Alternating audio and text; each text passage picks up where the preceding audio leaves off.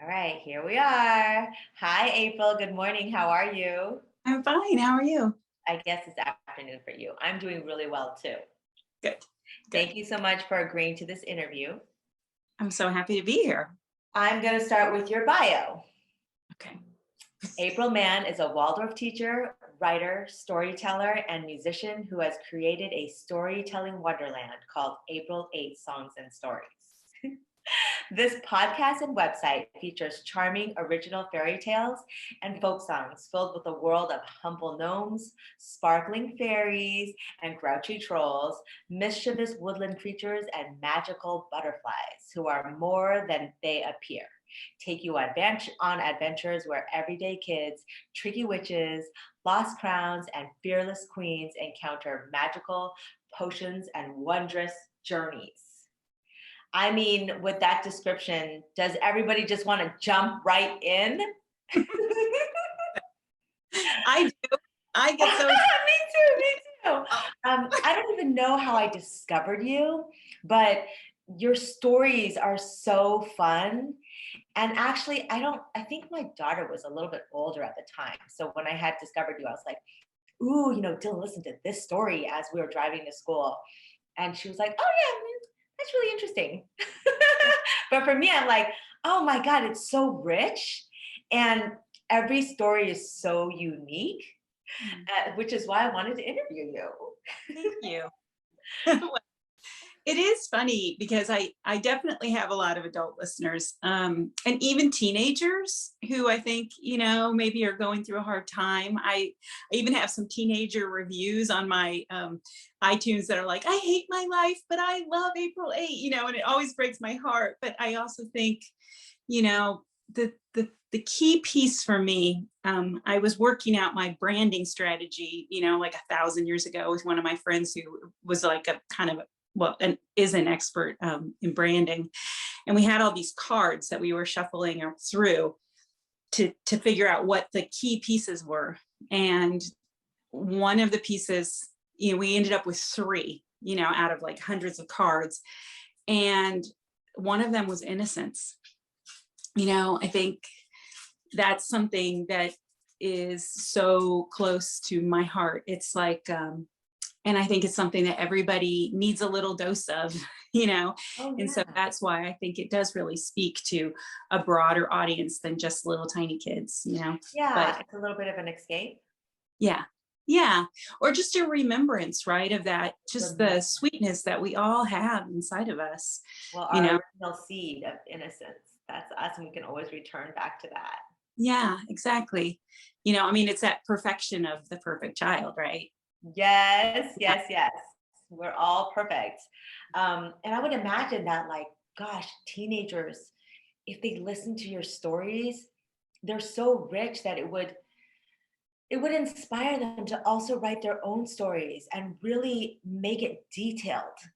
Yeah. Because for me, when I write, like, there's been times when I was like, oh, I'm gonna write a novel, right? But then I'm like, I start with the first sentence and then I'm like, no, it's too much work. There's just so much detail that you have to get into it. I just want to get from point A to point B. But your stories, if you stop and listen to them, it's that's the joy, is finding the words that really make these characters come alive. Well, I appreciate that so much. I mean, it's a joy for me to write them because I feel so, I just follow the threads. I started an adult project recently for my kind of adult work. And it always sounds funny to say adult work, like adult work, but it's just like the work I make that's not for children. Um, Yeah. um, but it's called Golden Thread. And I feel like that's what oh, my dog is giving me a hard time. Hold on one second. Okay. Roxy. Roxy makes frequent appearances in April 8th story for Sweet this exact baby. reason. She's always causing me trouble.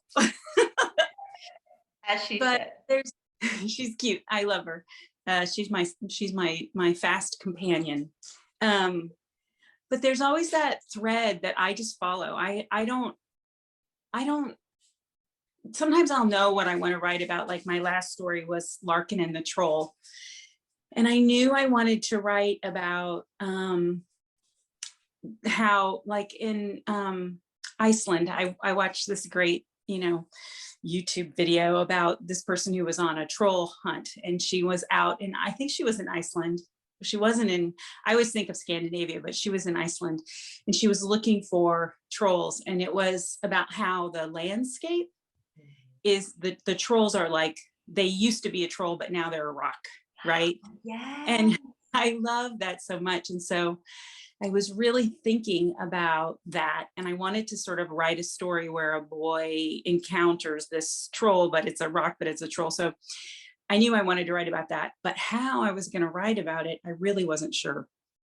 I knew I wanted the character to be named Larkin, because my sister has a friend who has a son named Larkin, and there's a little boy at my school where I work that's named Larkin. And so I love that name. I love the idea of like a lark, being named after a bird, right? So, and just the idea of that lightheartedness. And so, but when I started writing it, it was kind of like, well, there's a boy and he was born and his parents named him Larkin, like the larks on the, like the larks on the breeze on the day that he was born. And then, but then it was like, but not every child is happy every day. Like parents want their children to be happy every second of every day, of every moment of their lives. And that's not life, it's just not life. And honestly, I think when hard things happen to kids when they're little, it grows them a lot. And I think sometimes hard things come to children. And so I'm not wishing evil on any child. Like, of course, we all want to protect our children. Like that's, if you're a parent at all, even if you're not a great parent, you still want to protect your children, even if you feel like you're not a great parent, that's kind of what parenting is. And so I wanted something to happen to him that he couldn't quite manage. And so it's like, so he encountered this troll, but it was weird. And he came home and he told his parents, and they laughed, because it's like, they laugh at him because they're, because they're like, come on, Larkin, so the story goes on, and he confides in his friend Mookie, and they go and check it out. And, it's fun. I won't tell the end. I know. Now they're going to have to go on your website to find it, or your podcast to find that exact story. Yeah. So then your stories are therapeutic. I don't write them as therapeutic. I just write them because it's what streams out of me. I think they are therapeutic because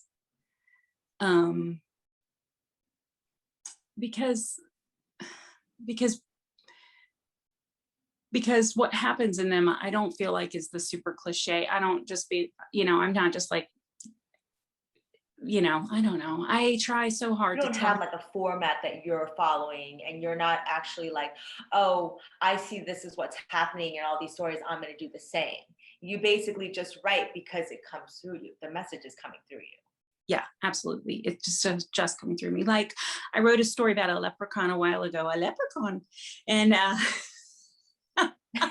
and I loved writing that story. And it was about there's some kids, and their grandmother they're at their grandmother's house, and then it's right before St. Patrick's Day, and this leprechaun, they discover a leprechaun in the living room, and they're like, there's a leprechaun in the living room, but it's like their Grammy knows the leprechaun, and they're old friends, right? And it's about leprechaun traps, and it's full of limericks. So for a leprechaun trap to be tricky, you might think to add something sticky, and so, but it's really ends up being about the power of friendship, and how wanting to have a friend who's a leprechaun is much more valuable than wanting to get the pot of gold. Yes. Yes. Yeah. And so it is therapeutic, but I didn't know that part was coming until I wrote it, and so, which is just, it's such a joy for me, right? I mean, it's writing, as if the story is unfolding for you too. So when it comes to, you're like, oh my gosh, this is so fun.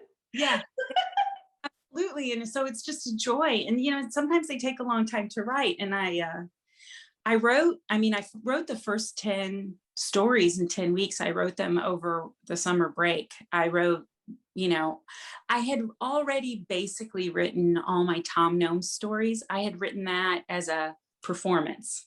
Oh, Um, and so I kind of retooled them, but like the Jemmy series, that just kind of poured out of me. Um, and, so my favorite of all those though, actually is The Old Man and the Seagull, which is, there's no children in it. And I find it hilarious because a lot of kids, it really speaks to them. And I think it maybe speaks, well, I think it speaks to the part of all of us that's an introvert. yes. And You so know, many of us are. yeah. I discovered over COVID that I, who seem so extroverted, am absolutely an introvert. Like I was totally fine with being alone in the house by myself Yeah. for months. Yeah. And I had no idea, I had no idea. It was like, I oh, can imagine that story then, The Old Man and the Seagull, would be so appropriate for so many people right now.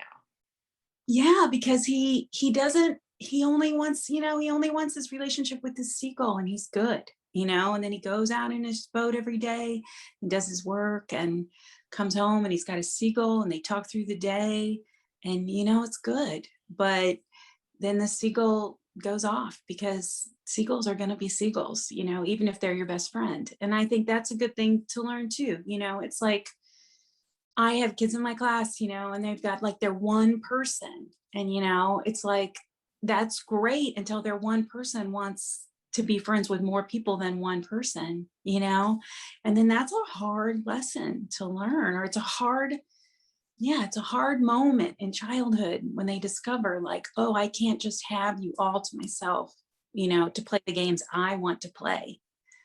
And what a great lesson to learn when you're 8 and 9 years old, though, because you don't want to learn that lesson when you're 24. No, You don't want to no, learn that. like total abandonment. Yeah.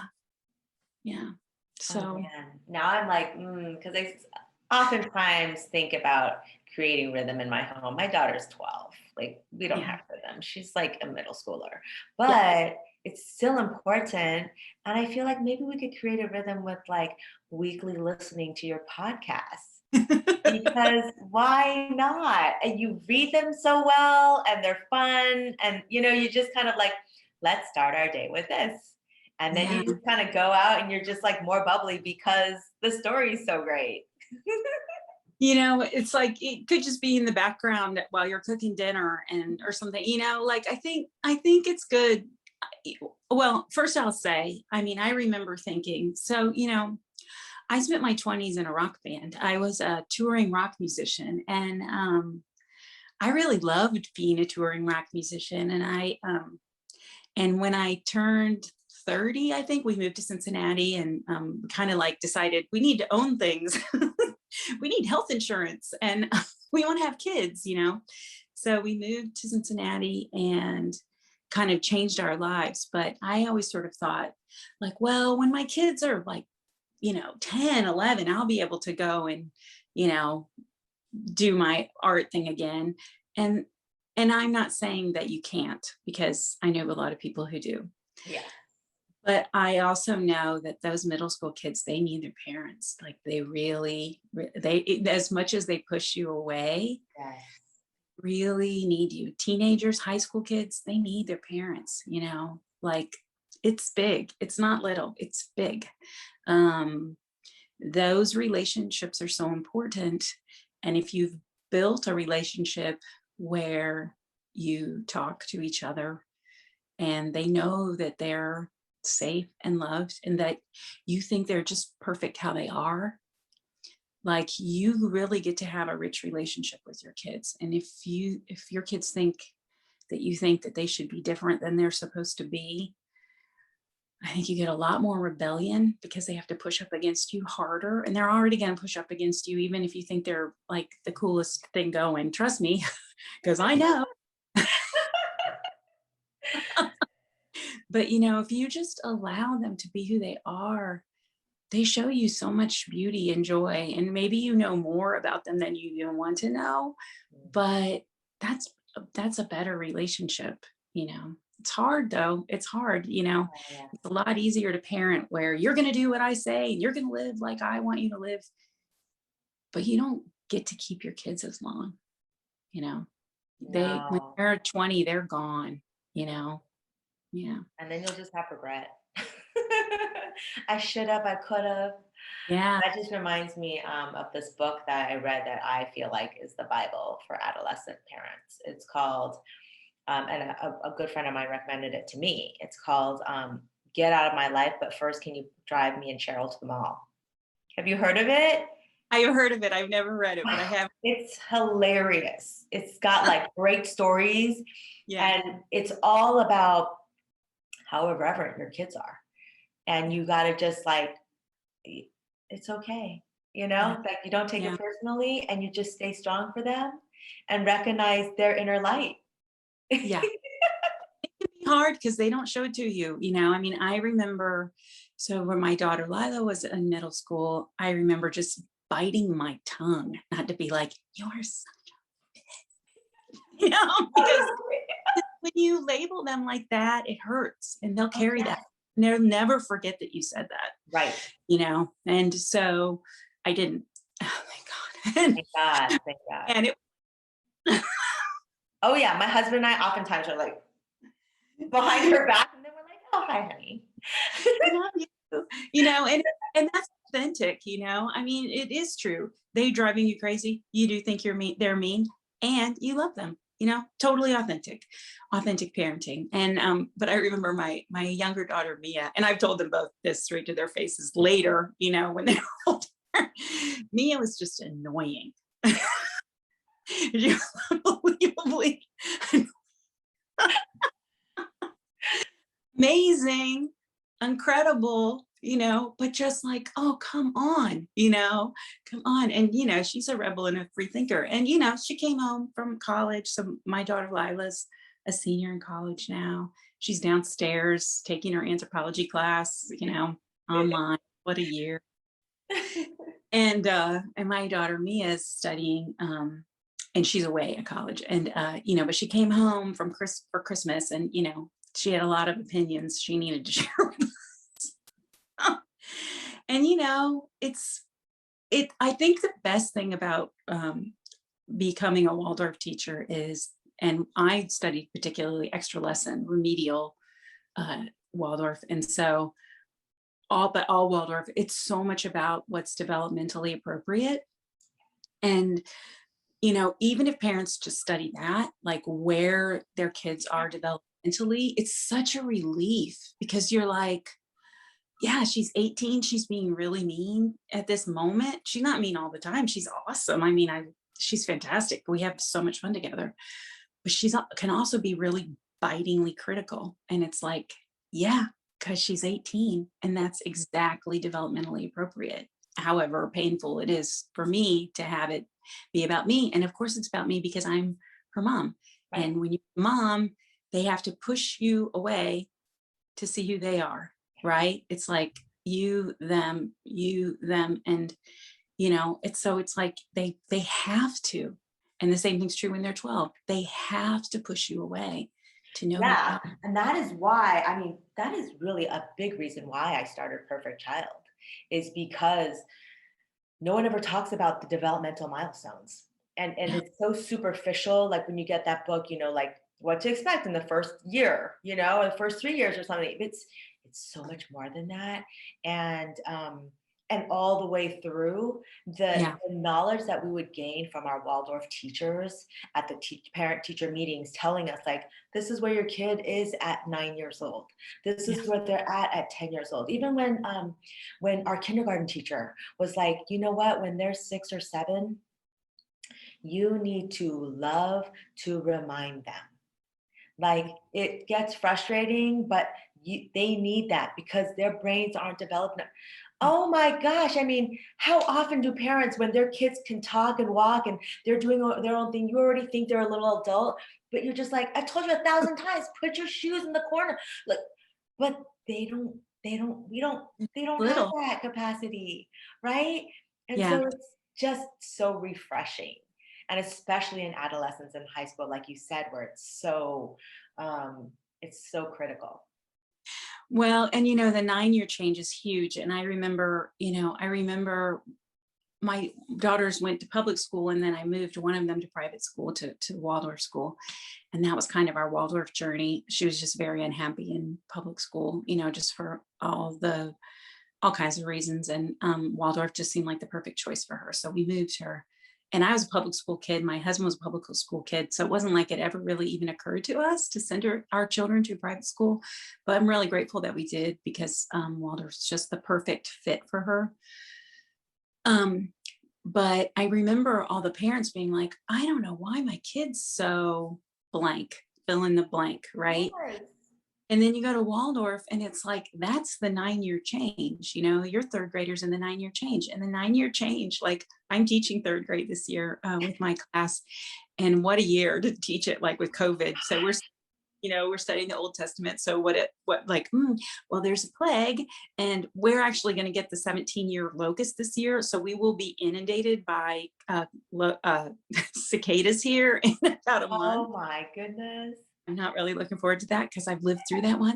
But it's just so funny. It's like all these things that are exactly in the Bible. Like, don't Yes. worry, though, it's gonna be okay. Yeah, it's all gonna be okay. Have faith. Yeah, but it's been a beautiful journey, really, to walk them through the curriculum. But also, it's just funny, 9-year-olds are obsessed with things like death. It's just like, it's like they suddenly realize that they're alive, they're not their parents, they have some free will, and they're looking around. And so the joke is, like, I have the classroom that I got moved into. It's not a classroom, it's like the aftercare room, and it's also the library. So you could really spread out. And so they found this book called, like, disasters. And it's like natural disasters, right? And every day, there some kid has it, and they're all looking at the and, like, pointing at the pictures of the people being, like, airlifted out by, you know, by the Red Cross, or, people stuck in caves, or, I mean, and I can hide that book in the classroom, because after a while I'm like, I don't know, they've really been looking at this book. So, it's like, you're really glad they all can't read, like, all those big long words, or Right. they don't everything in, but it's like a National Geographic book. It's not like, so it's a beautiful book. Yeah. But it's just hilarious how much time, and every day, it doesn't matter where I put it in the classroom, they find it, and they've got it open, and they're pouring over it before school starts. So interesting. It's just, they've got to walk through it. They've got to see bad things are happening, but good things can come from it, or not, like, and there's loss, It's and okay they're too. dealing, yeah, because they're dealing with their loss of that little kid, super little kid innocence that, Yes. you never get it back, unless No. you're like me, and you're just like, Right. can't Or help you it. But listen to April 8 stories and you can tap into it. yeah, the 6-year-old's right over here. It's Just funny though. anytime you need an escape, just switch on the podcast. Come on over. Although it's funny, because I always feel like I write for, like, third graders, but then people, email me, and they're like, "Oh, I'm listening with my 4-year-old," and I'm like, I use pretty big words, I mean, because I feel like that's part of it, is that beautiful language and vocabulary. Yes. And so it's always funny, but I feel like, well, they're getting good stuff out of it, the good vibes. Yeah. Well, tell me about the golden thread. So is this Mhm. something you're launching for adults? Like, what does that look like? Are you ready to talk about it? I can talk about it a little bit. It's, I'm working full time during COVID, and I have April 8, and I really am growing April 8, and I'll talk about that in a minute if you want. Yes. But Golden Thread is, gosh, it's something that's been a part of me forever. So, like I said, I was in my rock band when I was from the time I was 19 until I was about 30. I was in a touring rock band, and it's such a big part of my identity, within myself.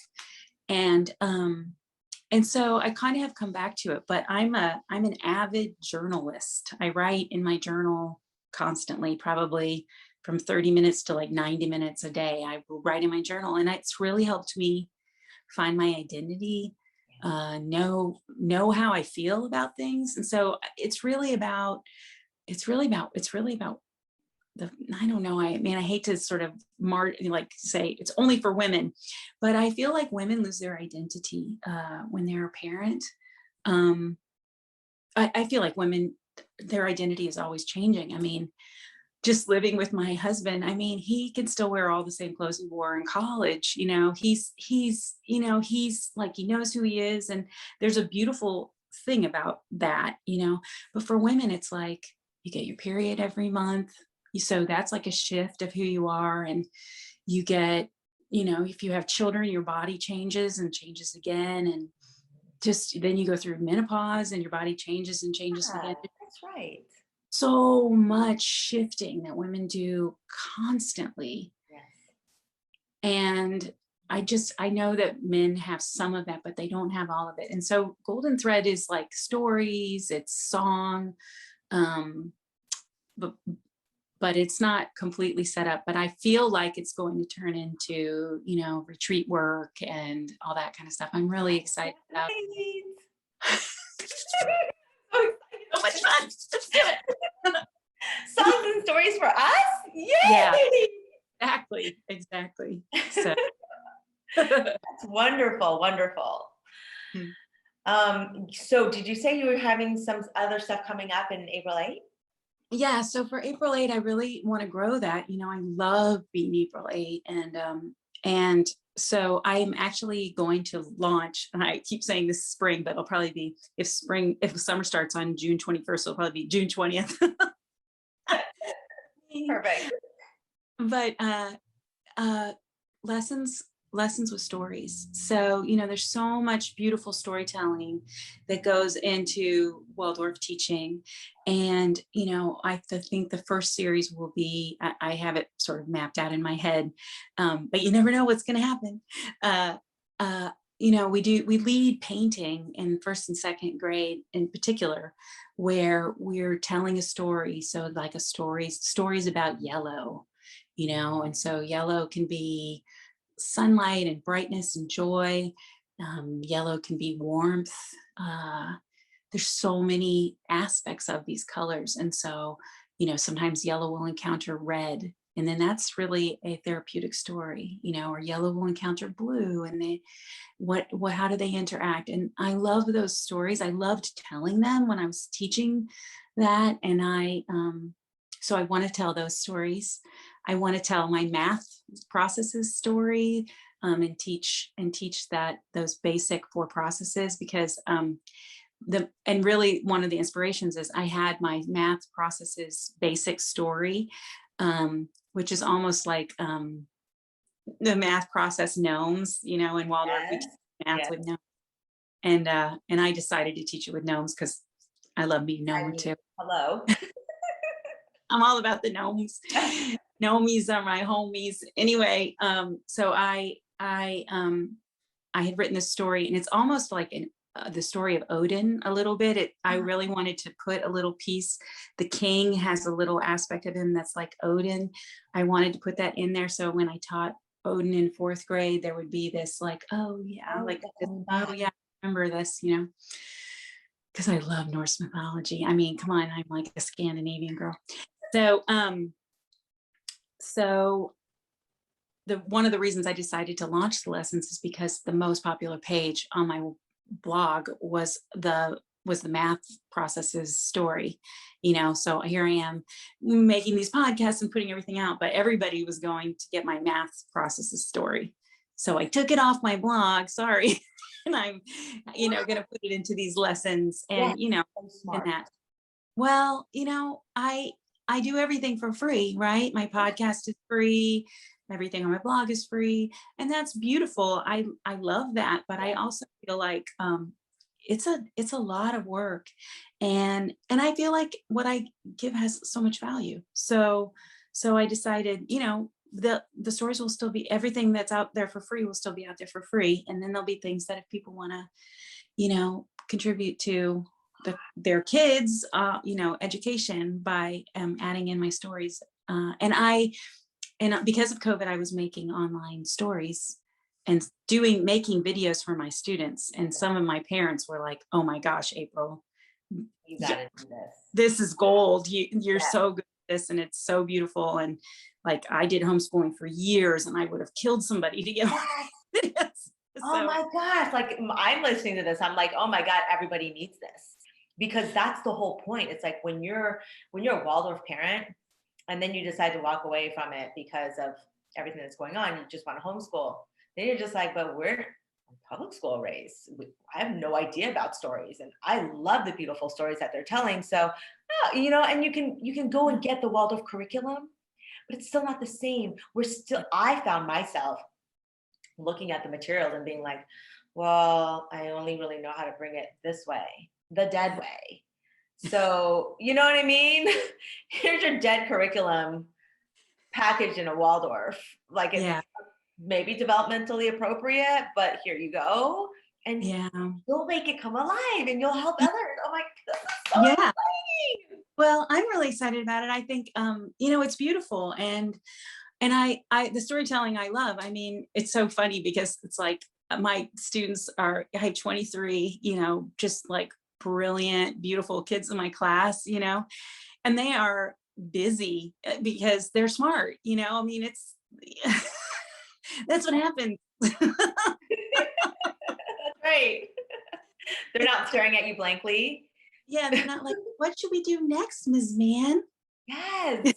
I mean, they are sometimes, and they're really good kids. But, when are they completely silent? When are they all in? It's like when I'm telling the story, and it cracks me up because sometimes they clap at the end. Oh my gosh, it's the best. And I'm like, well, great. Those are stories though, like you tell David and Goliath. Yeah. Oh my gosh, it's so fun to tell. And there afterwards they were like really excited that David won, Yes. Even like when we were doing our homeschooling pod, we had a Waldorf teacher that was teaching it in 5th grade, 6th grade even. And the teacher always comes, because we're like good friends, and he'll always come to me and be like, and the kids, they were just enraptured. They were silent and they were captivated, and it's like, even regardless of their age, they're captivated. And even, I mean, let's be honest, when I'm listening to your stories, I'm captivated. And I'm old. Well, I mean, truly, like I have friends who are older than me who listen to my podcast. I have people write to me sometimes and they'll say like, well, I'm listening to your stories and my baby's only 6 months old, but I think, but I'm sure he was getting something, they're just sort of joking because it's like, it was for them because we have that time to kind of wind down. And I don't know. I mean, for a while, when my kids were in middle school, one of the things that I did, and I highly recommend it, is to read the books they're reading. So my kids were like huge into Percy Jackson. My daughter's into that right now. Oh my God. She loves. You're in here. I want to talk to her about it. I love Percy Jackson. Rick Riordan's just so brilliant. And so, for me, I read those YA books. Like, I read them because it's great when you can talk about when I have 2 daughters, right? They would be talking about Percy Jackson and I would know what they were talking about. And they would include me in the conversation, and like, because I loved it, we all loved it together. And so it's so valuable, to have that kind of connection with your kid and like in on the inside jokes with your kids. And if you aren't, like critical of it, they'll totally let you play with them. If you're critical of what they're reading, they won't let you play, because who wants to play with somebody who's a critic? But anyway, I guess my point about that was I read those because, they don't have in them all the really difficult things that like adult novels have in them. And sometimes you just can't, it's like life's already hard. And I'm not saying that like fiction, I mean, my husband reads, he reads constantly, but he can take in a different level of intensity than I can. And he's a lawyer. He has his own small practice. I mean, he's working hard. It's not like he doesn't have a stressful life and so he can read stressful books, but he just takes it in differently than I do. But Absolutely. for me, Percy Jackson, perfect. Well, even my girlfriend, like we were talking about Percy Jackson, how our daughters like that book series. And my girlfriend was like, oh, I liked it because I Yeah, learned Greek mythology. I mean, for some yeah, reason, I guess I was checked out when I learned it in school. And yeah. now it's just brought it all back and I love it so much. Yeah, it's so fun, I know, and I really appreciate Rick Riordan as an author because he's pretty authentic too. He's not like making up stuff about. I mean, he's using those characters to make up a story, but they're authentically the Ares is Ares. He's the god Yes, of war. He behaves like Ares behaves, in the story. right. So yeah. Oh my gosh, I had a thought when we were talking about connecting and listening to your stories. Gosh, you know what I think would be great is if people played your stories in senior living homes. Oh, that's a nice idea. Maybe I should That go. could be like oh my gosh, how am I going to get that out there to senior living? Because I think especially for those that are just sort of bedridden Yeah, and um, you know yeah, uh, living their days yeah, in convalescent homes. yeah, Oh man, these yeah, would be so enriching for them and yeah. just put their mind space in a different place. One of the most fun performances I had a library show booked, and it was for little kids, but they didn't really advertise it. So I show up and there are no little kids there, but the whole senior group was there.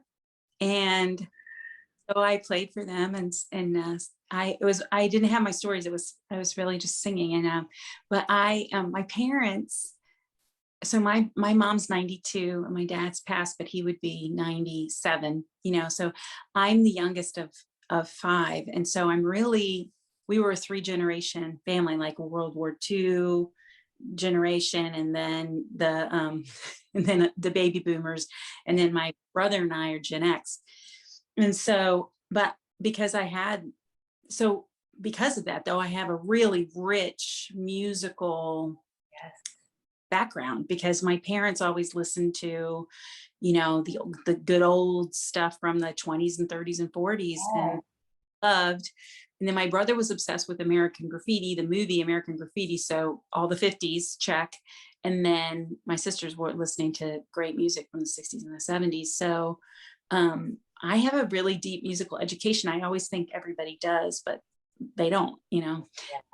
My girls do, though, because my husband is really, a musicophile. So anyway, so I had all these old songs in my pocket, that I could play for these people. And so I had my mandolin and I was just playing, just old songs that they knew, and even just like maresy dotes and dozy dotes and little lambs eat ivy, a kiddle eat ivy too, wouldn't you? That's just like Bing Crosby, right? But they Did all were your like, eyes light up? yeah, it's Did they fun. sing with you? They did. We had a fantastic time. It's probably one of the most fun times I had doing that version of my performances because it was really before I worked with kids. So I didn't really, I had my kids, but I didn't really know Yeah. because it was like 2009. I mean, I've been April 8 forever. Um, but I came to Waldorf much later than that. So, Okay. yeah.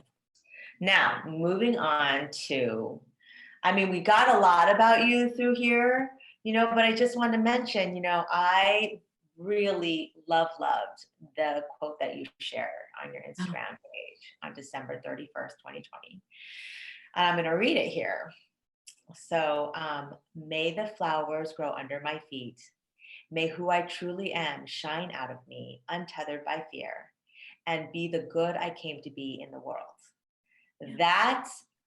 That I want that quote to be on Perfect Child, just as your image is on Perfect Child, the chalkboard sign, because that's exactly what we should be living into. Yeah. And that's what you bring. And that's the light that you shine. And this interview has just been so just enlightening. Oh, thank you. Just everything that you do, you personify that. Thank you. Well, I'm dyslexic. I'm probably ADHD. I've never been diagnosed. You have your barriers to get through. And I think, your barriers are really your wings if you let them be, and having to break through them is the trick, right? It's like something you come up against again and again and again so that you can transform it.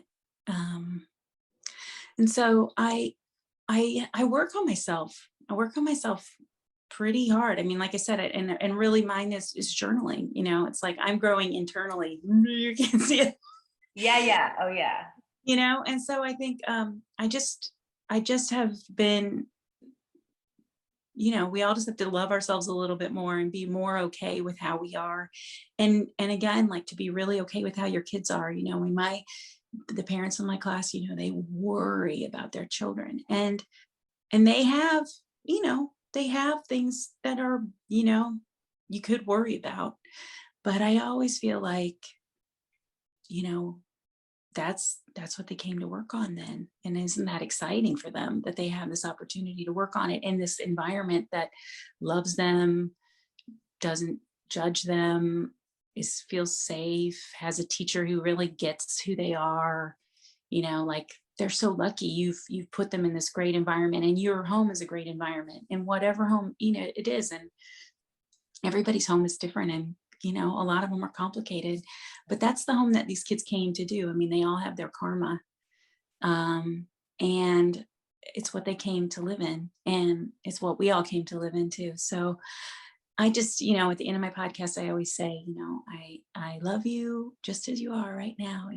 You're perfect just as you are right now. And I mean it, and I always say it for the kids, but I also say it for whoever's listening, because I always know, like, it's like the mom in the front seat needs to hear it probably more than the kid who she's been doting on needs to hear it, because it's hard being an adult. It is, and it does take a lot of inner work. And I think I discovered that also when I was in Waldorf teacher training, because Oh, it's so much inner work.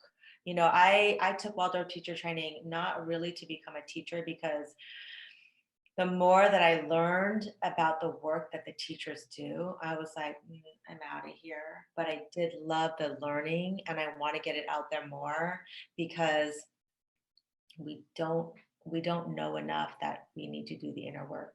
And I talk about journaling a lot too. yeah. Oh, yeah. I journal as well, and I also spend a lot of my day self-reflecting. Yeah. And I think that's really important. And like you said, understanding child development, because um, when we were talking about the 9-year change, and our teacher tells us that, yeah, at this age, they will come home and tell you that they don't think anybody loves them. They don't have any friends. Their teachers mean to them. And that's part of the 9-year change.